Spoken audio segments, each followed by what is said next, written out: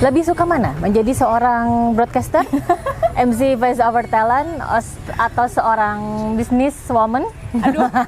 Atau penulis? Sebenarnya suka semua sih, karena semuanya dikerjain.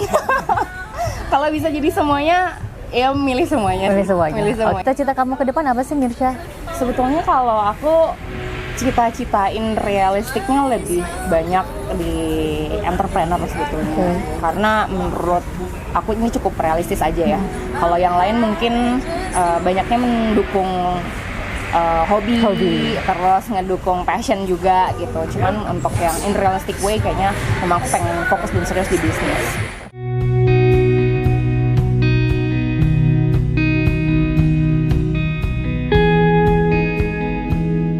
Teman baik, ketemu lagi sama Afi di Lihat Lebih Dekat. Hari ini di sebelah saya udah ada perempuan cantik namanya Mirsya.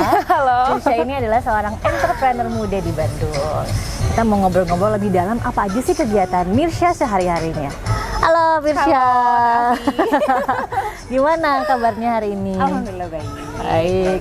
Habis ngapain aja seharian hari ini? Hari ini memang ada kegiatan kantor juga, terus habis meeting lah seperti biasa. Terus akhirnya kita coba sempatkan ngobrol-ngobrol kali ya, lebih chill.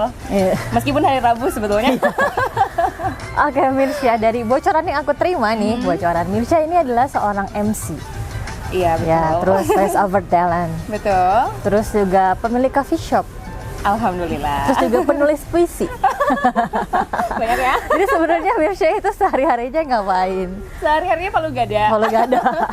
Sebetulnya memang bisa dibilang karena mungkin aku berasal dari broadcasting kali ya. Oke.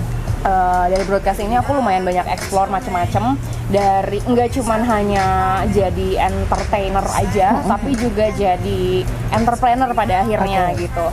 Yang aku belajar scrapping dari A sampai Z-nya gitu, dari untuk jadi talent seperti apa, yang karena memang aku biasa di depan mikrofonnya dulu, sempat jadi penyiar juga gitu. Nah tapi juga pada akhirnya dari broadcasting itu sendiri aku belajar cukup banyak tentang marketing, tentang branding, tentang public relation gitu. Jadi pada akhirnya bisa mencakup semua ini karena mungkin melewati beberapa fase yang memang dari awalnya itu aku lahir dari broadcasting. Oke. Tapi kalau diusut ke belakang, tadi katanya sebenarnya Mirsya ini psikologi ya, justru. Iya, aku pernah kuliah di psikologi. Terus kenapa tiba-tiba jadi penyiar radio? Sebetulnya siaran radio itu bahkan sebelum kuliah. Jadi dari SMA itu udah interestnya di broadcasting sebetulnya. Karena aku salah satu student di DJRI School juga dulunya. Terus pada akhirnya nyobain radio karena emang suka broadcasting gitu, dan terjun ke dunia radio itu sebenarnya di 2012. Jadi memang 2 tahun sebelum aku kuliah. Berapa lama tuh jadi penyiar radio? Kalau jadi penyiar radio, aku terakhir siaran itu tahun 2021. Oke, belum lama ya. Belum lama sih sebetulnya. Cuman memang dari jeda radio pertama ke radio kedua ini cukup banyak karena kan kepotong kuliah tuh waktu itu. Tapi akhirnya karena passionnya di sana, jadi akhirnya memutuskan untuk balik lagi dan siaran 5 tahun di Urban Radio. Oh oke. 5 tahun di Urban Radio, terus kemudian kamu juga punya coffee shop. Alhamdulillah. Nah itu dan udah punya 3 cabang. Katanya tadi dia cerita udah punya 3 cabang loh. Gimana sih awal mulanya? Awal mulanya karena sering nongkrong. Oke. Karena mungkin ya dasar ya orang broadcasting kan mulutnya jago gitu awalnya. Dan memang sebetulnya dari setelah aku beres siaran itu aku nyambil juga kerja jadi public relation dan juga marketing di beberapa tempat dulu. Kayak gitu ya. Mungkin teman-teman broadcaster pasti sering banget ngerasain jadi PR di kafe mana gitu kan ya. Jadi marketing di kafe mana, yang pada akhirnya aku juga terjun ke situ gitu. Dari situ malah belajar, diketemuin sama orang baru, diketemuin sama link baru, chance baru, dan akhirnya dapat kesempatan untuk bisa develop salah satu coffee shop juga di Bandung, namanya Monday Coffee. Itu sebagai chief brand officer atau brand director di Monday Coffee ini. Gitu. Oke, apa sih pengalaman seru yang kamu alami selama menjadi penyiar radio, terus kemudian terjun ke entrepreneur gitu? Oke, kalau misalnya dari radio itu sebenarnya karena mungkin banyak main kali ya, banyak ketemu orang, ketemu penyanyi, ketemu artis gitu. Jadi sebetulnya pengalaman bicara, pengalaman ngobrol, pengalaman interaksi sama orang itu banyak banget. banyak banget yang seru, banyak banget yang bisa diambil sari-sarinya, terus banyak banget yang bisa diaplikasiin sebetulnya. Dan pada akhirnya ketika sudah cukup kenyang jadi broadcaster, kayaknya harus punya bekal lain nih untuk masa depan lah ya kasarnya gitu, bahwa kita juga nggak bisa selamanya terus-terusan ada di depan layar, karena ya itu harus bener-bener ya harus regenerasinya cepet banget, apalagi di radio juga gitu kan ya.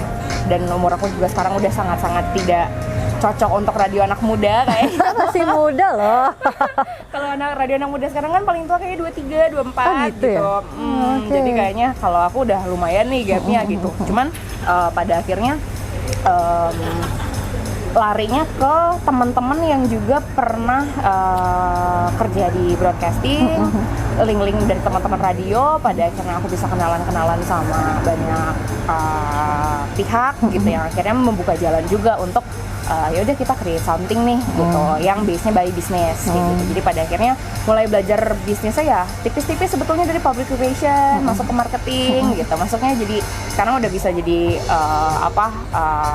ngedirect bisnis sendiri gitu, untuk punya brand sendiri. Dan itu ya perjalanannya cukup panjang, tapi benar-benar dinikmati dan benar-benar kerasa juga sih journey-nya dari ketika aku masih jadi anak broadcasting gitu, sampai akhirnya aku memutuskan untuk mendigest beberapa hal ketika aku bertemu orang-orang baru dan orang-orang banyak itu, untuk aku aplikasikan di bisnis yang aku punya.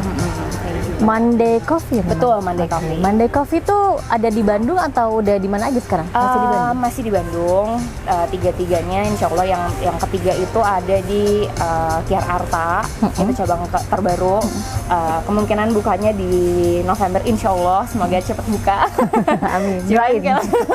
Cuman kalau untuk yang pertama itu kita ada di Dago, Bukit Dago Utara. Yang keduanya ada di Buah Batu di seberang Hotel Harrison. Ketika terjun ke bisnis kopi terutama, kalau di Bandung kan hype banget ya bisnis kopi ya. Kenapa kamu tertariknya ke kopi? Karena sebetulnya sekarang kopi udah jadi common consumption kali ya, yang ada di Bandung gitu. Terutama pasti anak-anak agensi, anak-anak kantor, bank, siapapun pasti beli tuh gitu. Ngopi dulu ya pagi-pagi gitu, nitip ke temennya lah, apa segala macam. Aku ngeliat bisnis opportunity yang cukup besar di kopi ini karena memang sebenarnya kopi cukup timeless sih. Dan kreasinya cukup banyak yang bisa kita karyain sebetulnya gitu. Dan kenapa pada akhirnya di Monday Coffee juga aku punya salah satu signature menu yang aku develop di sana, yaitu adalah si Monday Cookie Cup. Jadi dia gelas bentuknya gelas tapi dari kue dan bisa dimakan. Jadi dalamnya diisi kopi. Itu yang jadi pembeda. Betul, kita coba cari refreshment lah dibanding dengan es kopi susu terus gitu ya, rasanya warna-warni apa segala macam, tapi kayak ya mungkin membosankan juga sebenarnya buat customer. Dan memang salah satu harapan dari Monday juga, aku sebagai brand directornya selalu nekanin bahwa si Monday ini harus punya good impact juga, bukan cuma buat kita ke internal tapi juga punya dampak buat lingkungan gitu. Why good impact? Karena mungkin sebenarnya banyak orang yang lupa sama poin itu ketika menikmati sesuatu gitu, atau ketika mengkonsumsi sesuatu dengan quantity yang cukup masif gitu ya setiap harinya gitu. Kita coba wondering aja gitu, what if itu terus-terusan dilakukan dan semakin banyak hal yang tidak baik yang kita rasakan juga ujungnya ke kita lagi gitu. Jadi makanya kenapa sih Monday ini kita coba bikin small step gitu, baby step banget. Ini mungkin nggak ada apa-apanya gitu ya dibanding yang lain yang mungkin selalu ada apa-apanya loh. Itu sebenarnya niat baik yang kamu lakukan sebagai brand director tadi. Itu movement yang kecil tapi itu bisa jadi besar sebenarnya. Semoga bisa jadi reminder sebenarnya, karena kita pengen coba bantu reminder juga ke teman-teman yang suka datang Monday gitu, customer Monday atau siapapun yang baru tahu Monday itu, bahwa ya kita pengen coba untuk ngingetin lagi nih bahwa ada aspek di mana hal itu tuh ternyata dampaknya besar tapi kita sepelein terus gitu. Jadi kayak termasuk ya dengan sampah, limbah dan lain-lain, kita juga sedang berusaha bekerja sama, dan kita juga pengen punya bank sampah sendiri supaya kita bisa olah lagi plastik yang kita produksi gitu. Jadi kayak kita cukup yakin bahwa bisa kasih bukan cuma contoh ya, tapi reminder lah seenggaknya gitu buat customer kita, buat siapapun yang kenal juga sama kita gitu, untuk ya meskipun ini small step matter, kalau dilakuin sama banyak orang pasti akan jadi besar. Betul. Tadi dari broadcaster, kemudian entrepreneur, dan bikin movement yang keren buat brandnya. Sekarang aku mau melangkah lagi ke karya kamu selanjutnya. Ternyata kamu itu dibalik layar pertunjukan layar sendu. Betul. Layar sendu, namanya udah sendu. Apa tuh? Sendu. Sebetulnya layar sendu ini berangkat dari keresahan 3 orang di awalnya. Sebetulnya keresahan 1 orang dulu sih. Jadi ini pertama kali tercetus ketika aku dan salah satu sahabatku di broadcasting namanya Azizah Zahra. Itu dia lagi ngerasa kurang enak lah gitu, lagi ngerasa nggak nyaman dan lain sebagainya. Kita sering banget untuk duduk bareng ke coffee shop gitu ya, pulang siaran misalnya. Coffee shop lagi ya, masih relate ya sama bisnis sebelumnya. Kita tuh biasanya suka nongkrong gitu, suka ngopi, suka apa, ngobrolin tentang topik siaran atau apa kayak gitu-gitu. Tapi kita juga selalu punya waktu 30 menit itu untuk diam-diaman kita nulis. Biasanya. Jadi itu adalah habit yang cukup sering aku dan Zahra lakukan sebetulnya.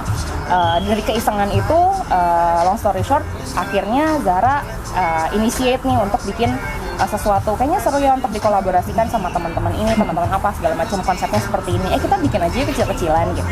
Karena pada saat itu mungkin posisi kita di radio cukup sweet spot juga nih untuk bikin sebuah intimate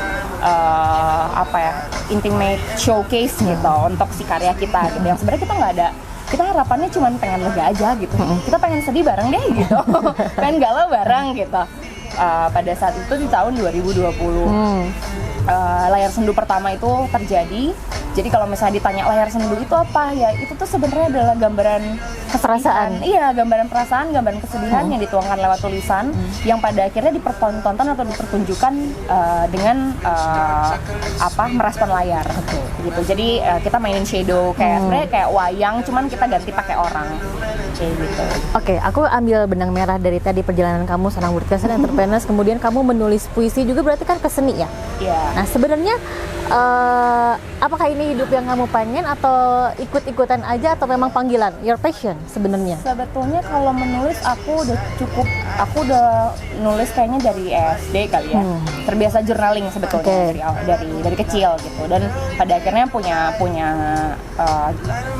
tipe tulisan sendiri yang pada akhirnya aku coba untuk showing ke beberapa orang gitu, dan kayak ya coba aja terusin gitu, dan salah satunya adalah Zahra tadi gitu, yang pada akhirnya kita jadi bikin layar sendu 1 gitu. Terus kenapa jadi keluar layar sendu 2 juga pun sebenarnya itu juga keluar dari keresahan juga gitu, dan kayak universe conspire aja ya kayaknya. Semesta mendukung gitu untuk mempertemukan kita akhirnya. Jadi untuk yang layar sendu 2 ini ada aku, ada Mirsya, ada Azizah Zahra, ada Andika Febrian sebagai penulisnya. Jadi kita sebenarnya 3 orang yang basicnya tuh broadcaster. Kita dulunya sama-sama penyiar. Terus ada fotografer, itu ada Elan Budi Kusuma, yang selanjutnya ada Dimas Kaisar, dia videografer.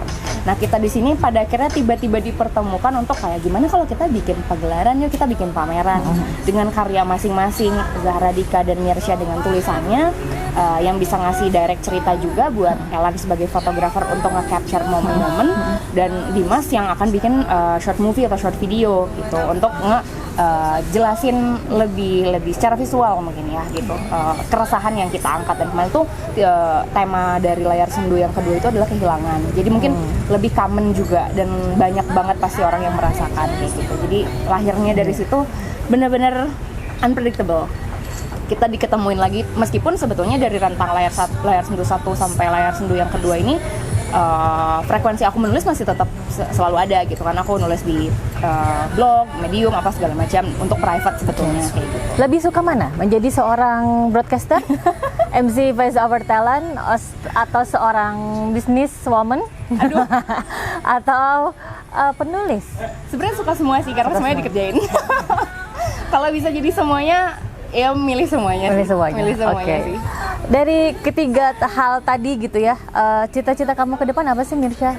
Sebetulnya kalau aku cita-citain realistiknya lebih banyak di entrepreneur sebetulnya. Karena menurut aku ini cukup realistis aja ya. Kalau yang lain mungkin banyaknya mendukung hobi, terus ngedukung passion juga gitu. Cuman untuk yang in realistic way kayaknya memang aku pengen fokus dan serius di bisnis. Oke. Bisnis apa lagi yang mau kamu geluti selain kopi? Kalau selain coffee mungkin aku mau coba nge-breakdown brand aku dulu ya si Monday ini gitu, bukan jadi Monday Coffee aja tapi mungkin as a brandnya Monday gitu. Aku pengen coba explore di area-area sana yang mungkin bisa ekspansi ke beberapa interest juga gitu. Jadi not only coffee shop tapi juga mungkin akan ada beberapa kejutan dari Monday. Dari Mirsya dan Monday. Mirsya, karena teman baik mungkin kebanyakan yang nonton adalah anak-anak muda seumur Mirsya lah atau di bawah. Ada tipsnya nggak sih buat mereka gimana caranya tadi nunjukin hobi atau life purpose-nya? Terus tapi cuannya juga gimana untuk memupuk kepercayaan diri dan memupuk niat biar jadi sebuah konsistensi yang menghasilkan cuan tentunya. Boleh di-share tips ya? Sebetulnya kalau tips dari aku jujur nggak ada, karena aku ngerasanya semua ini udah automatically happen aja di aku gitu. Cuman yang aku rasa ini sangat penting adalah ketika kamu tahu kamu pengen lakuin sesuatu, lakuin. Nggak peduli itu harus nanti pada akhirnya gagal, pada akhirnya nggak memuaskan, atau pada akhirnya tidak sesuai dengan ekspektasi diri sendiri atau bahkan orang lain, tapi setidaknya ketika badan udah bilang kayaknya lakuin deh, udah lakuin gitu. Jadi kayak mungkin lebih ke ngedengerin diri sendiri sih. Dan sebelum itu sebetulnya kalau misalnya di track back sampai bisa ada di titik itu, kita harus kenalan dulu sama diri sendiri. Jadi kayak know you better itu adalah step pertama untuk kamu bisa explore banyak hal gitu yang pada akhirnya kalau menurut aku secara alamiah atau naluriah itu akan juga bergerak, enggak cuma memberikan benefit buat diri kamu sendiri ke dalam gitu ya, tapi juga keluar dan juga mendapatkan profit gitu tentunya gitu dari apa yang kamu lakukan gitu. If you do something with passion and heart, kalau menurut aku itu udah jadi salah satu kunci di mana sesuatu yang akan kita lakukan tuh bisa berdampak baik bukan cuma buat kita tapi juga buat sekitar.